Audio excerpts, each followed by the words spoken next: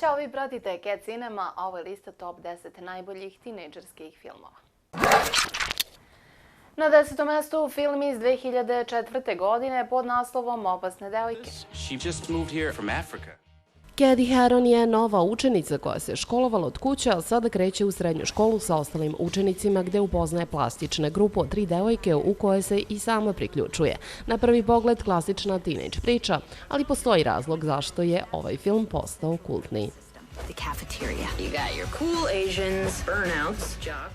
Na 9. mestu Američka pita iz 1999. godine. Why American Pie?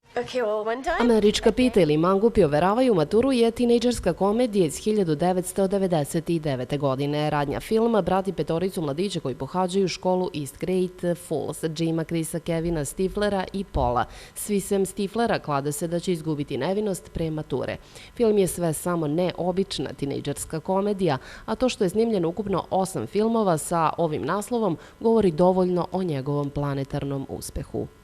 It's not a space shuttle launch, it's sex. The Infatuation. A na 8. mestu nešto starije ostvarenje iz 1984. godine pod naslovom 16 svećica. 16 Candles.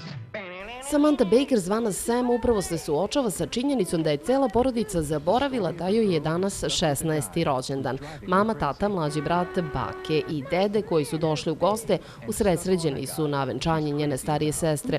Sam odlazi u školu gde poveri najboljoj prijateljici da je zaljubljena u Jack Ryana, jednog od najpopularnijih učenika. Uverena je da je Jake nikada nije ni primetio pored svoje atraktivne devojke, ali to nije tačno. Oko na Sam bacio je i preduzimljivi učenik prvog razreda Ted. You know Samantha Baker? Catch her looking at me a lot. It's kind of cool the way she's always looking at me. Maybe she's retarded. Na 7. mestu još starije ostvarenje iz 1978. godine, Briljantin. Tell me about it, Stud.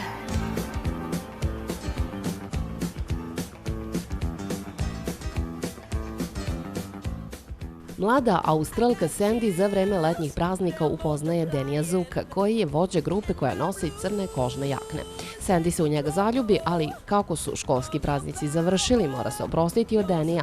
No sreće se nasmeši kad njeni roditelji odluče da se presele u Ameriku i kad saznaje da ide u istu školu koju pohađa i Deni.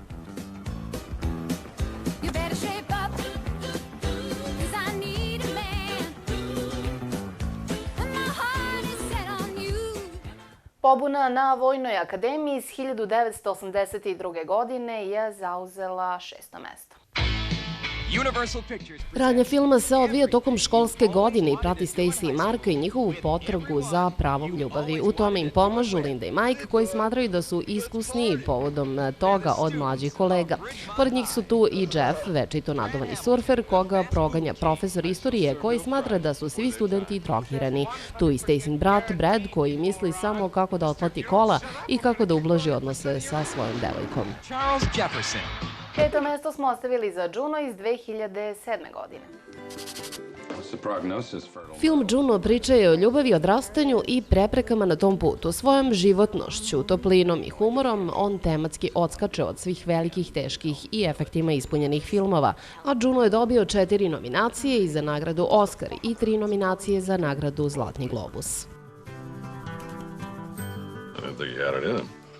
Ostvarenje je također iz 2007. godine pod naslovom Cool momci je zauzelo ovoga puta 4. mesto. Thanks for taking him, Seth. No problem. Cool momci je priča o odrastanju socijalno neukupljenih tinejdžera koji treba da završe srednju školu. Njihovo prijateljstvo je do besmisla zasnovano na zavisnosti, ali sada su se upisali na različite koledže i primorani su da razmišljaju o razdvojenim životima. Evan je drag, pametan i prestrašen. Seth je nevaspitan, svojeglav i opsednut suprotnim polom. Get together, cocktail casual. Wow. And then we went. I stigli smo do top 3. Na 3. mestu Sluđeni i zbunjeni iz 1993. godine. Poslednji dan srednje škole u gradiću u Teksasu 1976. godine.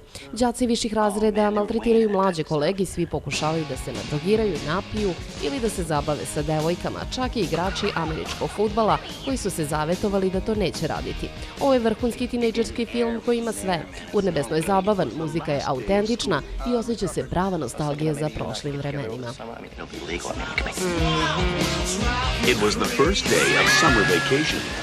Na drugom mestu film iz 1955. godine, Buntovnik bez razloga. A minute ago you said you didn't care if he drinks. Jedan od filmova koji je Jamesa Deana vinuo u legende. Problematični mladić Jim Stark doselio se sa roditeljima u kalifornijski grad gde kreće u novu školu, jer je iz prethodne izbačen, upozna privlačnu i takođe problematičnu devojku Judy, te nešto mlađeg dečaka Platoa iz bogate porodice koji čezne za razumevanjem i ljudskom toplinom. I really mean it. I na prvom mestu film pod naslovom Jutarnji klub iz 1985. godine. It is now 7:06. 5 učenika koji nemaju ništa zajedničko, bar na prvi pogled, su kažnjeni i subotu će morati da provedu u školskoj čitaonici. Zloglasni direktor škole im je naredio da sede i ne pričaju sledećih 8 sati, tokom kojih treba da napišu sastav od 1000 reči na temu šta oni misle da su. Direktor odlazi iz prostorije i tek povremeno ih proverava. Zatečeni u tom okruženju, učenici kroz u početku nevoljni razgovor polako saznaju da imaju mnogo toga zajedničkoga, iako se na prvi pogled to ne bi reklo. Are your parents aware of this? Take some chances.